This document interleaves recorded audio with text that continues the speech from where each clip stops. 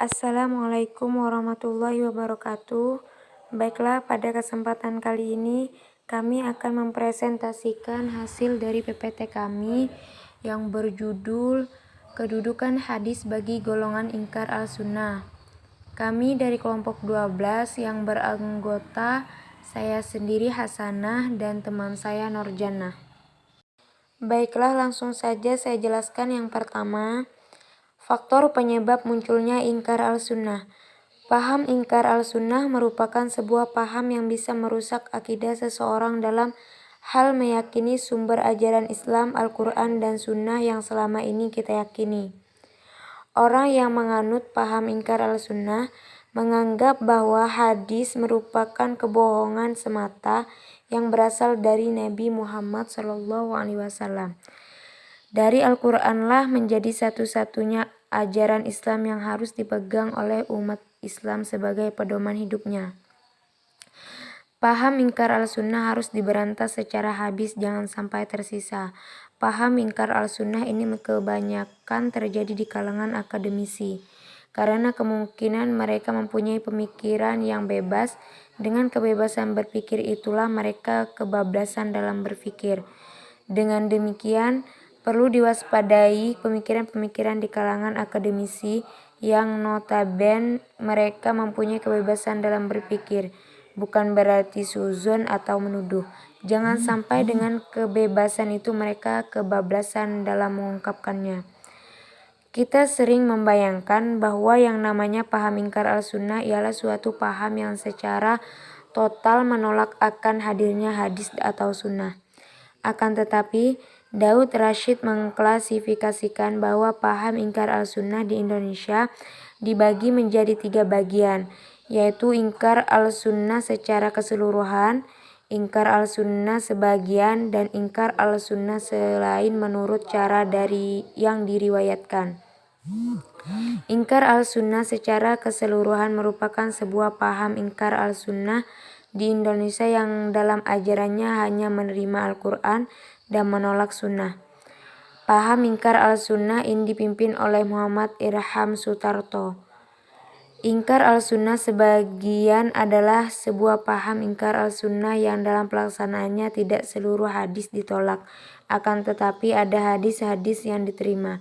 Misalnya hadis-hadis tentang akidah, muamalah, dan nikah. Dan juga ada beberapa hadis yang ditolaknya, yaitu hadis tentang alam gaib.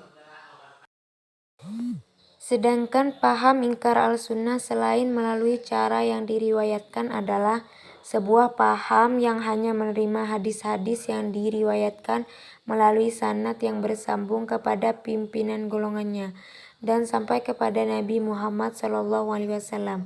Akan tetapi hadis yang diriwayatkan oleh golongan lain maka ditolaknya.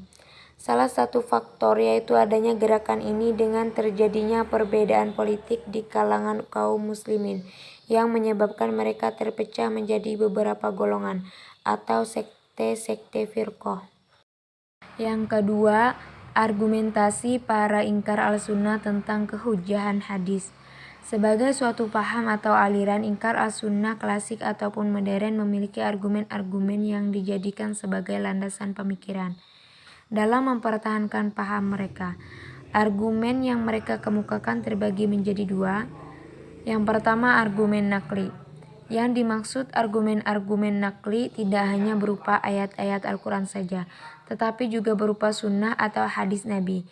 Memang agak ironis juga bahwa mereka yang berpaham ingkar sunnah ternyata mengajukan sunnah sebagai argumen pembelaan paham mereka.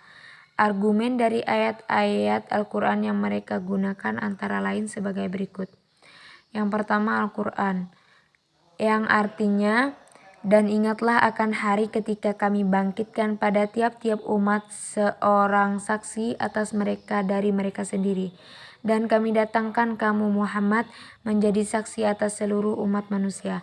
Dan kami turunkan kepadamu Alkitab Al-Quran untuk menjelaskan segala sesuatu dan petunjuk serta rahmat dan kabar gembira bagi orang-orang yang berserah diri.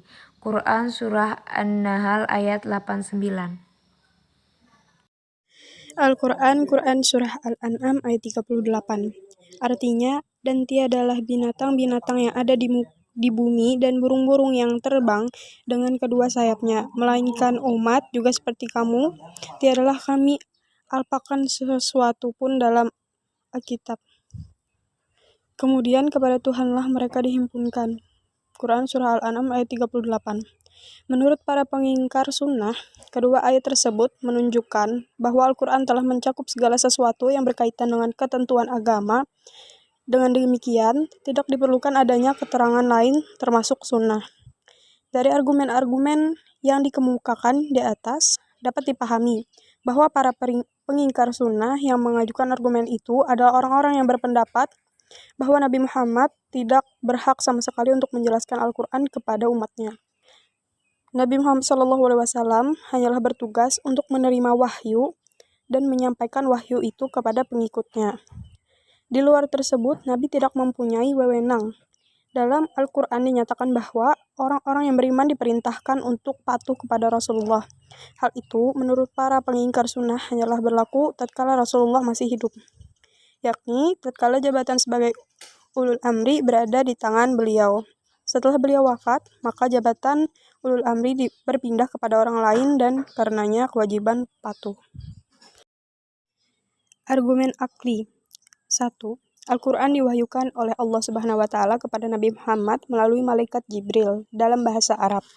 Orang-orang Arab yang memiliki pengetahuan bahasa Arab mampu memahami Al-Quran secara langsung, tanpa bantuan penjelasan dari hadis Nabi.